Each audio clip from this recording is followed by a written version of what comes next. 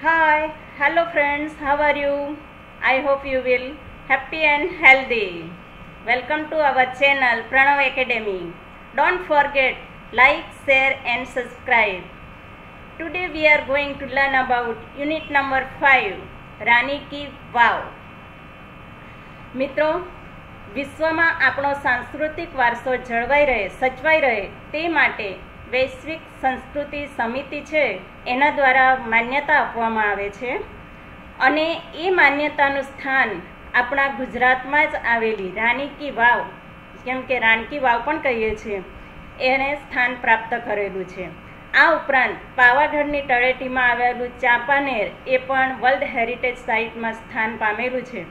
એ ઉપરાંત આપણા ભારતમાં તો ઘણા બધા 42 જેટલા સ્થળોએ વર્લ્ડ હેરિટેજમાં સ્થાન પ્રાપ્ત કરેલું છે, જેમ કે આગ્રાનો કિલ્લો, તાજમહલ, હમ્પી, ખજુરાહો, હુમાયુની કબર, અજંતા ઇલોરા કેવ, Sundarbans, Konark temple, valley of flowers વગેરે જેવા 42 જેટલા સ્થાનોએ જગ્યા છે એમણે વર્લ્ડ હેરિટેજ સાઇટમાં સ્થાન પ્રાપ્ત કરેલું છે. તો હવે આપણે જોઈએ કે રાની કી વાવ આપણા ગુજરાતમાં આવેલું છે, આપણા ગુજરાતનું તો ગૌરવ કહેવાય. તો એના વિશે ડિટેલમાં આપણે જોઈએ. તો જુઓ મિત્રો, હાર્ડ વર્ડ જે છે એ નોટ ડાઉન કરતા રહેજો. રાની કી વાવ, ધ સ્ટેપ વેલ. વાવ એટલે કે સ્ટેપ વેલ. એ વાવ કેવી હોય છે કે કૂવો, વેલ એટલે કૂવો, એ કૂવો જ હોય છે પણ એમાં પગથિયા હોય છે. પગથિયા દ્વારા ઉતરીને આપણે વાવમાંથી પાણી લઈને ઉપર આવી શકીએ, એને વાવ કહેવાય છે. તો Rani ki Vav, the stepwell is an approved એટલે નામાંકિત થયેલું site on the world heritage. Heritage એટલે ધરોહર, વારસો પણ કહેવાય. આ જે રાણકી વાવ છે એ આપણા વર્લ્ડ હેરિટેજમાં શું થયું છે, નામાંકિત થયેલું છે. વિશ્વના ધરોહર, વિશ્વની ધરોહર, વિશ્વનો વારસો છે, વિશ્વની સંસ્કૃતિ છે, તેનો વારસો છે, એમાં એનું નામ નામાંકિત થયેલું છે, જાહેર થયેલું છે. ઇટ વોઝ ડિક્લેર્ડ, એને જાહેર કરવામાં આવેલું છે કોના દ્વારા? By the UNESCO at the world heritage committee. World heritage committee એટલે કે વૈશ્વિક સાંસ્કૃતિક સમિતિ, કમિટીને સમિતિ પણ કહેવાય કે વૈશ્વિક સાંસ્કૃતિક સમિતિ યુનેસ્કોની. મિત્રો, આ યુનેસ્કો એ શું છે? યુનેસ્કો એક સંસ્થા છે, એનું ફૂલ ફોર્મ છે United Nations of educational, scientific and cultural organisation. આ એનું ફૂલ ફોર્મ છે. ગુજરાતીમાં જોઈએ તો સંયુક્ત રાષ્ટ્રોની શૈક્ષણિક, વૈજ્ઞાનિક અને સાંસ્કૃતિક ક્ષેત્રે કામ કરતી સંસ્થા છે. આખા વિશ્વમાં વૈજ્ઞાનિક ક્ષેત્રે હોય કે એજ્યુકેશન, શૈક્ષણિક ક્ષેત્રે હોય કે સાંસ્કૃતિક ક્ષેત્રે એ બધું કામ કરે છે. તો આ વર્લ્ડ હેરિટેજ કમિટી એની જ કમિટી છે. હેરિટેજ એટલે વારસો એટલે કે કલ્ચરલ, સંસ્કૃતિનો વારસો જાળવી રાખવા માટેની એક કમિટી. વિશ્વમાં જે કંઈ સંસ્કૃતિ હોય એમાં અજોડ, યુનિક જે કંઈ સંસ્કૃતિ હોય એને જાળવી રાખવા માટેનું જે કાર્ય કરે છે તે સમિતિને વર્લ્ડ હેરિટેજ સમિતિ કહેવામાં આવે છે. તો એ સમિતિએ આપણને આપણી જે રાની કી વાવ છે એને એમાં ડિક્લેર કર્યું હતું, જાહેર કર્યું હતું કે આ વર્લ્ડ હેરિટેજ સાઇટમાં એનો સમાવેશ કરવા જેવો છે. UNESCO has recognise. મિત્રો જુઓ, યુનેસ્કોની હેડ ઓફિસ ક્યાં આવેલી છે? જીનીવામાં છે. યુનેસ્કો હેઝ રેકોગ્નાઇઝ એટલે ઓળખાવી. યુનેસ્કોએ ઓળખાવી છે ધીસ માસ્ટરપીસ. આ રાણકી વાવ કેવો છે? માસ્ટરપીસ એટલે કે અદ્ભુત નમૂનો છે, દુનિયામાં બીજે ક્યાંય જોવા મળતો નથી એવો નમૂનો છે. એઝ એન એક્સેપ્શનલ એટલે અસામાન્ય, અસાધારણ example of water management system. Water management, જળ સંચાલનનું સિસ્ટમ, જળ સંચાલન પદ્ધતિ એમાં દર્શાવવામાં આવી છે કે એ રાણકી વાવ જળ સંચાલન પદ્ધતિ માટે પાટણમાં, આખા શહેરમાં, પાટણ નગરમાં પાણીનું વ્યવસ્થિત રીતે સંચાલન થઈ શકે, પાણી પુરવઠો બધાને મળી શકે એના માટેનું આ સંચાલન પદ્ધતિ અપનાવી હતી. It is a wonderful sample, એક અદ્ભુત નમૂનો છે ઓફ ટેકનોલોજીકલ ડેવલપમેન્ટ ફોર યુટિલાઇઝિંગ એટલે ઉપયોગમાં લેવું, ગ્રાઉન્ડ વોટર એટલે કે જમીનનું પાણી, રિસોર્સિસ એટલે કે સ્ત્રોત, in a single structure, structure એટલે કે બાંધકામ. મિત્રો અહીં થોડા વર્ડો હાર્ડ છે એટલે બરાબર ધ્યાનથી સમજજો અને અંડર લાઈન પણ કરતા રહેજો અને નોટ ડાઉન પણ કરતા રહેજો. તો કે આ એક વન્ડરફુલ સેમ્પલ એટલે કે અદ્ભુત નમૂનો છે. શેનો? કે જમીનનું પાણી જે સ્ત્રોત છે, વાવનું પાણી જે છે સ્ત્રોત છે, જમીનમાં અંદર જે પાણી છે એ સ્ત્રોત, એ પાણીના સ્ત્રોતના ઉપયોગમાં લેવું એને માટેનો એક વિકાસશીલ એમણે આ એક જ બાંધકામમાં પ્રયત્ન કરેલો છે. It is also unique. Unique એટલે કે અજોડ. ઇલસ્ટ્રેશન એટલે કે ઉદાહરણ. એક અજોડ ઉદાહરણ છે આ Ranki Vav of breaking large spaces into smaller volumes with artistic presentation. કે આ નાના નાના ટુકડાઓને, નાના નાના વિભાગોને જોડીને આ મોટું એક વિશાળ બાંધકામ કરેલું છે. Rani ki Vav has a great appeal to every observer. Appeal એટલે અરજ કરવી, ઓબ્ઝર્વર એટલે જોનાર. કે આ રાણી કી વાવ દરેક જોનારને અપીલ કરે છે કે અહીંયા આ રાણી કી વાવનો અદ્ભુત નમૂનો બેનમૂન છે. Queen Udayamati, the widow of King Bhimdev first, constructed this vow between 1022 and 1063 AD. AD એટલે મિત્રો ઈસવીસન. ક્વીન ઉદયમતી, રાણી ઉદયમતીએ, એક રાણી ઉદયમતી કોણ હતી? The widow of king Bhimdev first. Bhimdev પહેલાની પત્ની હતી, એટલે વિડો એટલે વિધવા. કે ભીમદેવ ફર્સ્ટ મૃત્યુ પામ્યા પછી રાણી ઉદયમતીએ એ વાવ બાંધવાનું શરૂ કર્યું હતું. ક્યારે? ઈસવીસન 1022 અને 1063માં એનું ત્યાં સુધી એમણે બાંધકામ કરાવ્યું હતું. Rani ki Vav has become one of the most popular places to visit in Gujarat. આ રાણી કી વાવ ગુજરાતમાં વિઝિટ લેવા જેવા બીજા સ્થળો છે એમાં ખૂબ જ લોકપ્રિય છે. King Bhimdev first belong to the Solanki dynasty of Anhilwad Patan. આ ભીમદેવ પહેલો કોણ હતો? બિલોંગ્સ ટુ એટલે કે એ કયા રાજવંશ? એ સોલંકી રાજવંશમાંથી આવતો હતો. ઓફ અણહિલવાડ પાટણ. અણહિલવાડ પાટણ. મિત્રો આપણા ગુજરાતમાં બે પાટણ છે, એક પ્રભાસ પાટણ અને એક સિદ્ધપુર પાટણ, અને એમાં પણ એક અણહિલવાડ પાટણ એવા પહેલાં કહેવાતું હતું. અણહિલવાડ પાટણ એટલે કે ત્યાં અણહિલ નામનો એક ભરવાડ હતો. એમણે ભીમદેવ ફર્સ્ટને લશ્કરમાં એને લડવા માટે મદદ કરી હતી અને ખુશ થઈને એણે શું કર્યું હતું? એને પાટણનો અમુક ભાગ આપી દીધો હતો એના રાજ કરવા માટે, અને તે પાટણને અણહિલવાડ પાટણ કહેવાય છે. આફ્ટર હિઝ ડેથ, અને આ ભીમદેવના ડેથ પછી ઉદયમતી ટૂંક અપ એટલે હાથ ધરવું the project for solving the problem of water scarcity faced by the people of Patan. પછી રાણી ઉદયમતી, હવે ભીમદેવ ફર્સ્ટ મૃત્યુ પામ્યા, રાજા મૃત્યુ પામ્યા એટલે રાણીની હવે ફરજ બને છે. તો એમણે શું કર્યું કે પાટણના લોકોની જે પાણીની અછત હતી એ પ્રોબ્લેમ સોલ્વ કરવા માટે આ પ્રોજેક્ટ હાથ ધર્યો હતો. કયો? વાવની બાંધકામનો પ્રોજેક્ટ હાથ ધર્યો હતો. અનફોર્ચ્યુનેટલી એટલે કમનસીબે ધ ક્વીન ઓલ્સો ડાઈડ. કમનસીબે શું થયું? રાણી પણ મૃત્યુ પામ્યા, અને before the completion of this structure. આ બાંધકામ સંપૂર્ણ પૂરું થાય તે પહેલાં શું થયું? રાણી પણ મૃત્યુ પામ્યા. In the world of architecture Har beautiful idea. પરંતુ શું થયું? પણ દુનિયામાં આ સ્થાપત્ય જે કલા છે, હર બ્યુટિફુલ આઈડિયા, એ રાણીનો જે સુંદર મજાનો વિચાર છે, હેઝ રિસીવ્ડ ઇમેન્સ એપ્રિસિએશન. ઇમેન્સ એટલે ખૂબ, અને એપ્રિસિએશન પ્રશંસા. ભલે એ રાણી કી વાવનું આખું બાંધકામ પૂર્ણ ન થયું, પણ આખી દુનિયામાં એનું જે સ્થાપત્ય છે, એ રાણીનો જે વિચાર, બ્યુટિફુલ વિચાર, સુંદર વિચાર જે છે, એને ખૂબ જ પ્રશંસા મળી, ખૂબ વખાણ થયા.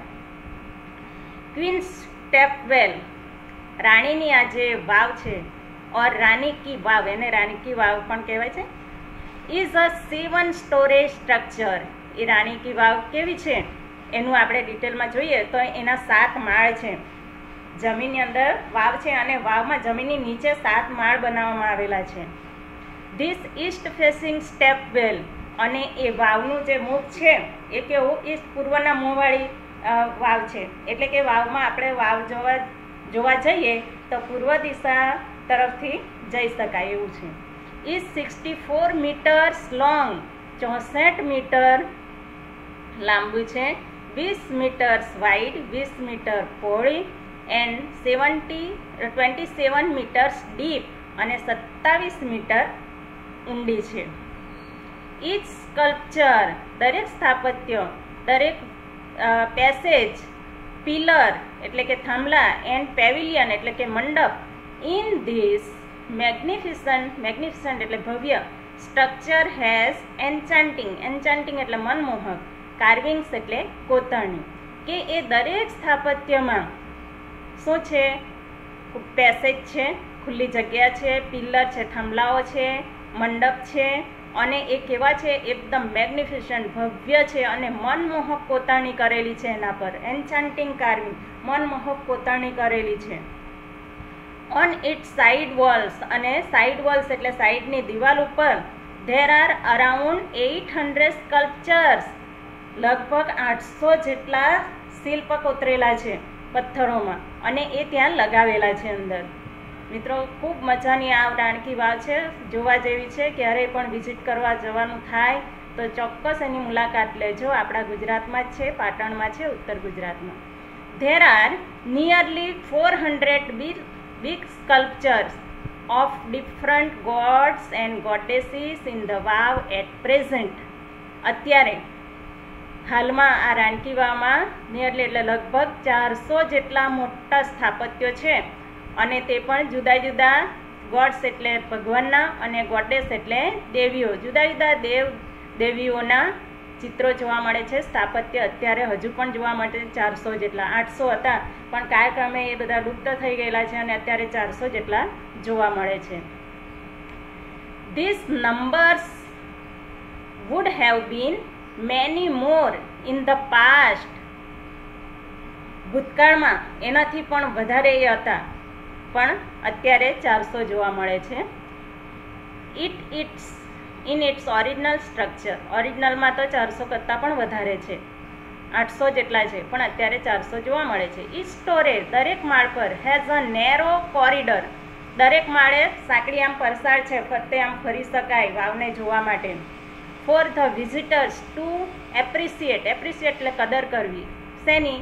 બ્યુટી ઓફ સ્કલ્પચર્સ, આ સ્થાપત્યની કદર કરી શકે. દરેક વિઝિટર આવે, જે કોઈ પ્રવાસી આવે, એ બધા માળે ફરીને અને આ પ્રશંસા કરી શકે કે કેટલું સરસ સ્થાપત્ય છે.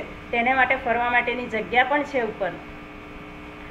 And carving engraved on the walls, engrave એટલે કે કંડારવું. અને આ જે કારીગરી જે છે, કંડાર કોતરણી કરેલી છે, એનો લોકો પ્રશંસા કરી શકે એટલા માટે 7ય માળે ઉપર કોરિડોર રાખવામાં આવે છે, ફરી ફરીને જોઈ શકાય. Even the pillars of the vav are not exception to hit.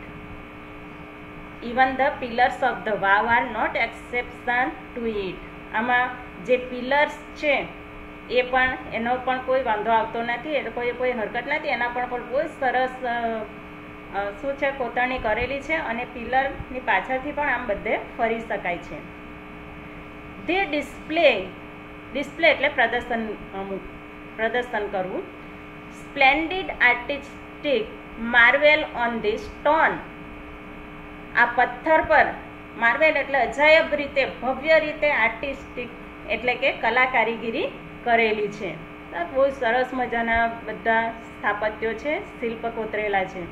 In fact હકીકતમાં the vav is solely dedicated to Vishnu. Solely એટલે એકંદરે, ડેડિકેટેડ એટલે સમર્પિત થયેલું છે, ટુ વિષ્ણુ. આ વાવ મોટા ભાગે કોને સમર્પિત થયેલી છે? વિષ્ણુ. એટલે કે વિષ્ણુના અવતારોની બધી શિલ્પો કોતરણી કરેલી છે. One can find Vishnu in different shapes and postures. Posture એટલે મુદ્રા, અંગની સ્થિતિ. વિષ્ણુના જુદા જુદા શેપ, જુદા જુદા આકારમાં અને જુદી જુદી માત્રામાં મુદ્રામાં એના શિલ્પનું સ્થાપત્ય કરેલું છે, શિલ્પ કોતરેલા છે વિષ્ણુ ભગવાનના મોટા ભાગે. એટલે મિત્રો એના પરથી શું જાણી શકાય કે ઉદયપતિ અને ભીમદેવ ફર્સ્ટ કોને વધારે માનતા હશે? વિષ્ણુ ભગવાનને. એ એની પૂજા કરતા હશે, એટલા માટે એમણે એમના ચિત્રોનું વધારે પડતું પ્રાધાન્ય આપેલું છે. આફ્ટર વિષ્ણુ પછીથી next important statue is of Parvati. વિષ્ણુને સૌથી મહત્વ આપવામાં આવેલું છે, પછીથી બીજું નેક્સ્ટમાં મહત્વ કોને છે? પાર્વતીને, પાર્વતી માતાને. Nearly 15 galleries have the sculptures of Parvati. લગભગ 15 જેટલી ગેલેરીમાં પાર્વતીના શિલ્પનું કોતરણી કરેલી છે, પાર્વતીના શિલ્પો છે. 12 statues of goddess Gauri together at the same place are rarely found anywhere. 12 જેટલા આ ગૌરી એટલે પણ પાર્વતી જે દેવી છે, માતા છે, એના લગભગ આપણને 12 જેટલા સ્ટેચ્યુ છે જે કોતરણી કરેલી છે એ આપણને એનીવેર ગમે ત્યાં બધા જોવા મળે છે. The sun temple of Modhera has it. જો કે સન ટેમ્પલ સૂર્ય મંદિર પણ એમાં સૂર્ય મંદિરમાં પણ એ કોતરેલા છે. પાર્વતી માતાના જે સ્ટેચ્યુ છે, શિલ્પો છે, એ ક્યાં જોવા મળે છે? મોઢેરામાં પણ મળે છે. મોઢેરાનું સૂર્ય મંદિર પણ કોણે બંધાવ્યું હતું? ભીમદેવ ફર્સ્ટે. એટલે ત્યાં પણ આ આપણને શિલ્પો જોવા મળે છે. This vav has also all the 12 statues of Gauri. This vow has also all the 12 statues of Gauri, namely આ વાવમાં 12 જે પાર્વતી માતાના સ્ટેચ્યુ છે એ આપણને જોવા મળે છે અને દરેકના નામ છે ઉમા, પાર્વતી, ગૌરી, લલિતા, સ્ત્રિયા, કૃષ્ણા, મહેશ્વરી, રંભા, સાવિત્રી, ત્રિસંદા, ટોટલ એન્ડ ત્રિપુરા. આ બધાના આપણને શિલ્પ જોવા મળે છે. બીજી બાજુ જોઈએ તો there are many statues of gods and goddesses. બીજા પણ દેવી દેવતાઓના છે. ગૌરીના 12 સ્ટેચ્યુ તો છે જ, બનાવેલા જ છે, પણ તે ઉપરાંત બીજા દેવી દેવતાઓ પણ છે. કયા છે? ગણેશા, અગ્નિ, વાયુ, સૂર્યા, ભૈરવ, ચામુંડા, બ્રહ્મા, ઇન્દ્ર, ઇન્દ્રાણી, વૈષ્ણવી, વારાહી, મહાલક્ષ્મી, કુબેર એક્સેટ્રા. જો મિત્રો, અહીં આ બધા જ આવી રીતે શિલ્પ પથ્થરો પર કોતરણી કરેલી છે ને કેવી બધી સરસ મજાની મુદ્રામાં છે. એક પથ્થરમાંથી કોતરીને બનાવેલી છે ને આટલા વર્ષો સુધી એ ટકી રહ્યું છે ને અદ્ભુત. હવે જુઓ, there are also some of the rare sculptures of gods. અત્યારે કેવા થોડા there are also some of the rare sculptures of gods. ભગવાનના ભાગ્યે જ કોઈ જગ્યાએ જોવા મળે એવા પણ સ્કલ્પચર છે. અહીંયા ભાગ્યે જ જોવા મળે, ક્યાંય આપણે મંદિરમાં કે કોઈ જગ્યાએ આપણે જોયા ન હોય એવા પણ અહીંયા એના શિલ્પ જોવા મળે છે. તે કેવા? હિયર વન કેન ફાઇન્ડ, અહીંયા જોઈ શકીએ કે the statue of lord Buddha. Buddha ભગવાનનું સ્ટેચ્યુ છે એ કેવું છે? With 4 hands, 4 હાથવાળું. મિત્રો, 4 હાથવાળું બુદ્ધનું ચિત્ર ક્યાંય જોયું છે? કોઈ જગ્યાએ નહીં. આ રાણી કી વાવમાં જોવા મળે છે, એટલે કે રેર કેસમાં ભાગ્યે જ જોવા મળે એવા છે. The statue of Ram. રામનું સ્ટેચ્યુ કેવું છે? With sword and shield. Sword એટલે તલવાર અને શિલ્ડ એટલે ઢાલ. તલવાર અને ઢાલ લીધેલો હોય એવા રામનું સ્ટેચ્યુ છે. મિત્રો, રામના હાથમાં ક્યારે તલવાર અને ઢાલ જોઈ છે કોઈ જગ્યાએ? એના હાથમાં તો ધનુષ બાણ જ હોય છે. તો અહીંયા આ રેર કેસમાં આ જોવા મળે છે. The statue of sun in form of tapasvi. સૂર્ય ભગવાનનું આમ તપસ્વીની મુદ્રામાં હોય એવું સ્ટેચ્યુ છે. The statue of Shiva with beads in his hand. Beads એટલે માળા, પારો કહી શકીએ, માળા. કે ભગવાનના શંકર ભગવાનના હાથમાં ક્યારેય માળા જોઈ છે તમે? એમના હાથમાં તો ત્રિશૂળ હોય, ડમરું હોય. તો અહીંયા રેર કેસમાં આ જોવા મળે છે કે એને હાથમાં માળા છે. The statue of Parshuram with soft and gentle expression. Parshuram વિશે મિત્રો જાણો છો, હંમેશા તરત જ ગુસ્સામાં હોય છે. જ્યારે ને ત્યારે એનામાં ગુસ્સો એના નાક પર જ હંમેશા રહેલો હોય છે. તો એ પરશુરામનું સ્ટેચ્યુ પણ કેવું છે? સોફ્ટ એન્ડ જેન્ટલ, એકદમ સોફ્ટ કોમળ સ્વભાવનું જોવા મળે છે.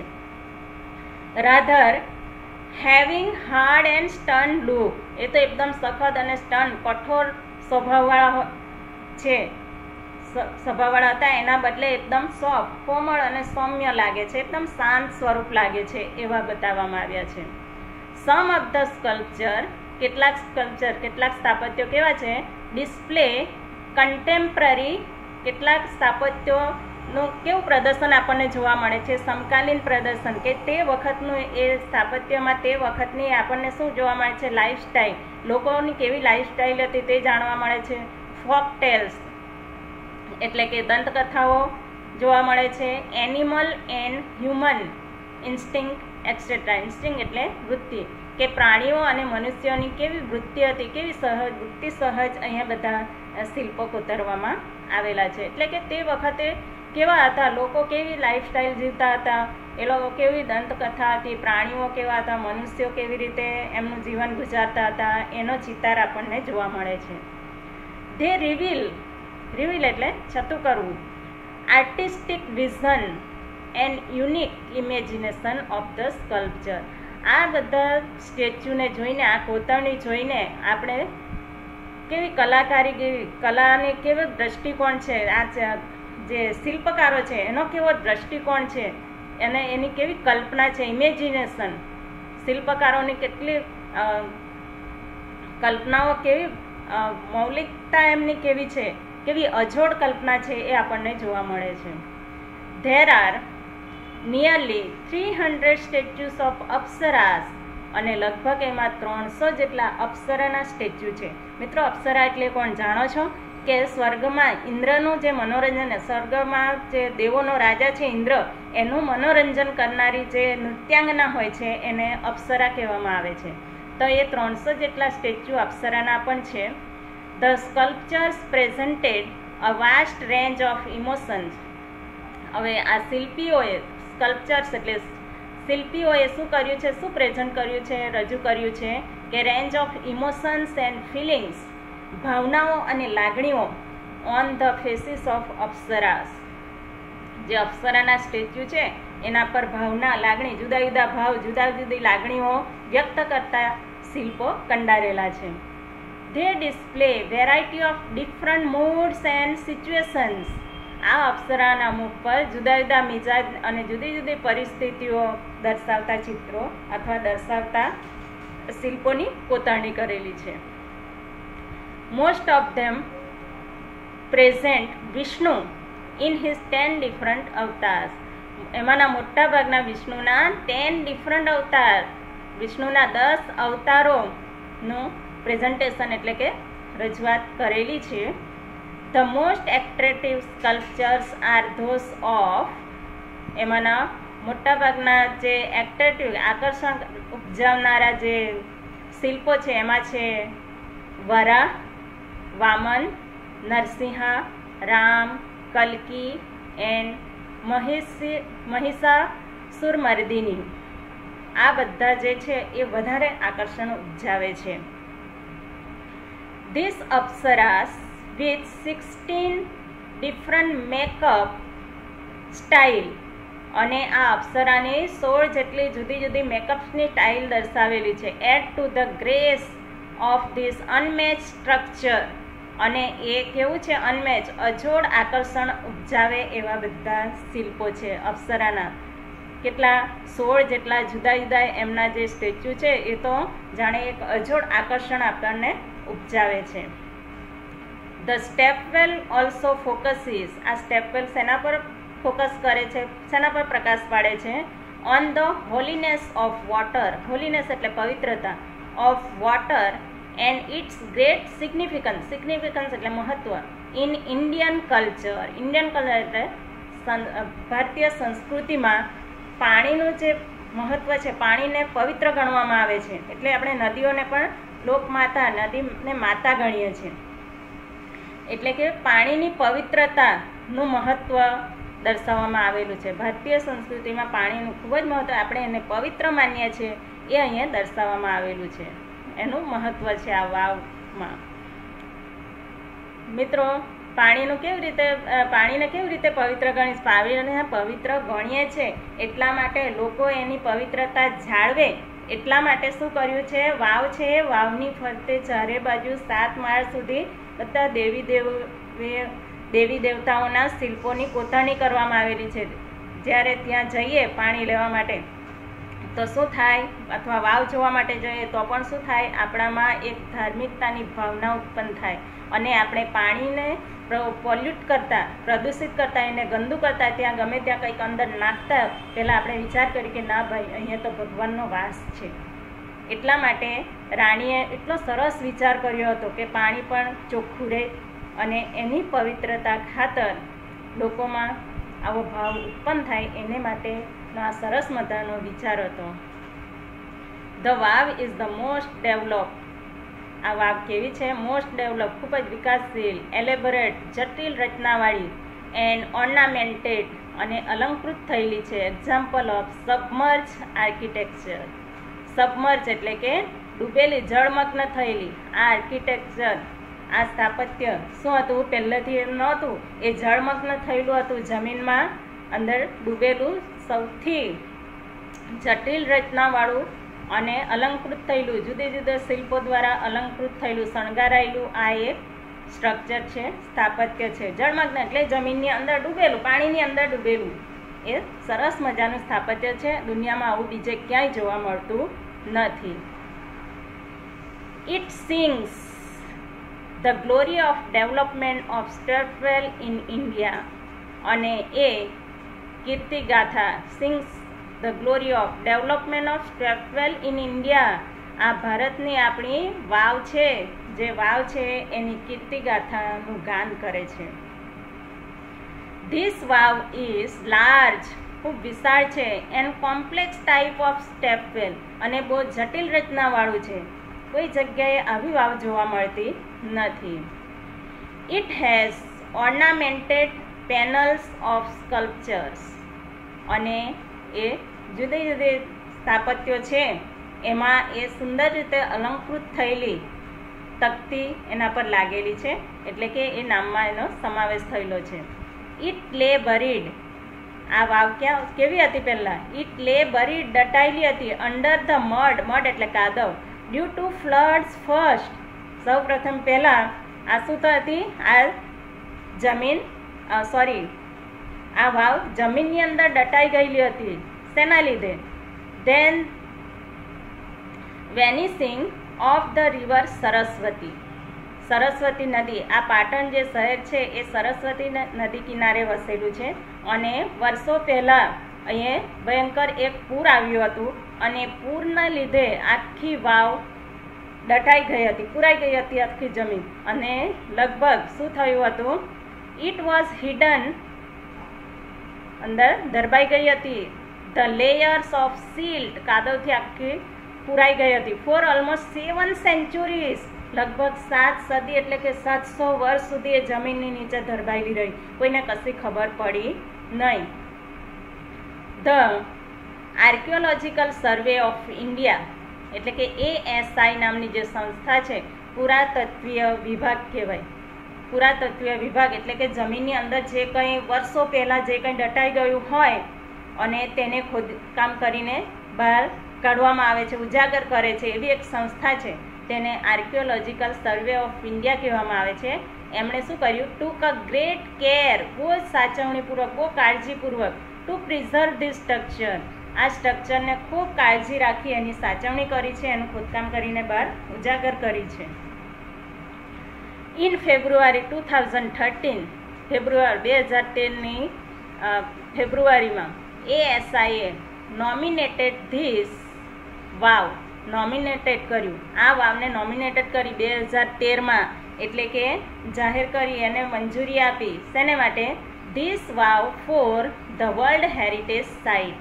કે આ વાવ વર્લ્ડ હેરિટેજ સાઇટ, વિશ્વની એક ધરોહર છે, વિશ્વનો એક સાંસ્કૃતિક વારસો છે, એ રીતે એને જાહેર કરી એમણે કે વિશ્વમાં કોઈ જગ્યાએ આવી કોઈ વાવ જોવા મળતી નથી, તો એ વિશ્વનો એ સંસ્કૃતિનો જે વારસો છે એને આપણે જાળવી રાખવો જોઈએ. વિથ ધ એક્સલન્ટ એટલે ઉત્તમ team work by the ASI and state government of Gujarat, it got recognition by the UNESCO. અને આ એ ઉત્તમ ટીમ વર્કથી ASI અને ગુજરાત ગવર્મેન્ટ, ગુજરાત સરકાર બંને મળીને એને યુનેસ્કો દ્વારા એને માન્યતા પ્રાપ્ત થયેલી છે. મિત્રો, આ યુનેસ્કો વિશે શરૂઆતમાં પણ મેં કીધું, તમે જાણો છો, યાદ રહ્યું? UNESCO means United Nations of educational, scientific and cultural organisation. અને એનું વડું મથક, હેડ ઓફિસ ક્યાં આવેલી છે? જીનીવામાં. મિત્રો, જોઈને આ રાણકી વાવ કેટલી સરસ મજાની છે, યુનિક છે, અજોડ છે. બીજી બધી વાવ તો હોય, પણ આ વાવ કેવી અજોડ આપણને જોવા મળે છે. એ ઉપરાંત મિત્રો, આપણા ગુજરાતમાં પણ બીજા બધા પણ આર્કિયોલોજીકલ અને હિસ્ટોરિકલ પ્લેસીસ છે. આર્કિયોલોજીકલ એટલે પુરાતત્વ વિભાગે જે શોધી કાઢેલા છે ખોદકામ કરીને, તેવા પણ બીજા પણ આપણા સ્થાનો છે, સ્થળો છે, જેવા કે લોથલ. લોથલ એ એક બંદર હતું, સિંધુ સંસ્કૃતિ વખતનું બંદર હતું, અને એ પણ ASIએ શું કર્યું, ખોદકામ કરીને બહાર ઉજાગર કર્યું હતું. એ પણ નગર રચનાનો ઉત્તમ નમૂનો છે. બીજું છે ચાંપાનેર, એ પણ યુનેસ્કો દ્વારા શું થયું છે, વર્લ્ડ હેરિટેજ સાઇટમાં સ્થાન પામેલું છે. સન ટેમ્પલ મોઢેરા છે, એ આપણો હિસ્ટોરિકલ પ્લેસ છે. એને પણ ભીમદેવે બંધાવ્યું હતું 1026 ઈસવીસન 1026માં. હૃદયકુંજ એ આપણે સાબરમતી આશ્રમમાં આવેલું છે, જ્યાં ગાંધીજી રહેતા હતા.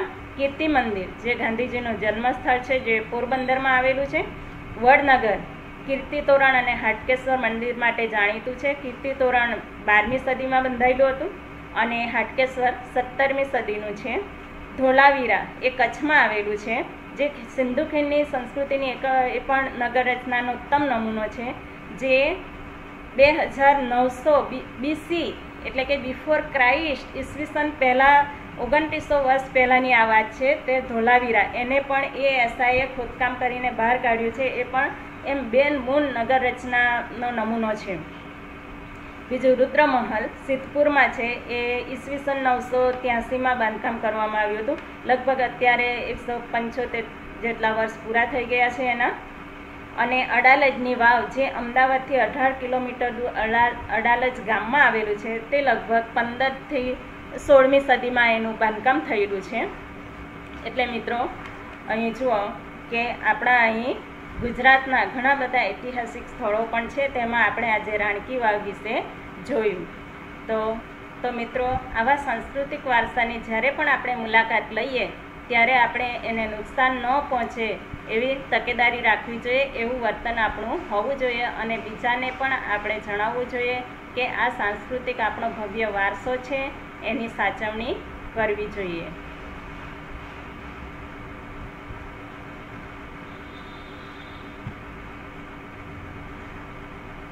The unit is over here. Now we will see in the next video with new unit. Till then, bye.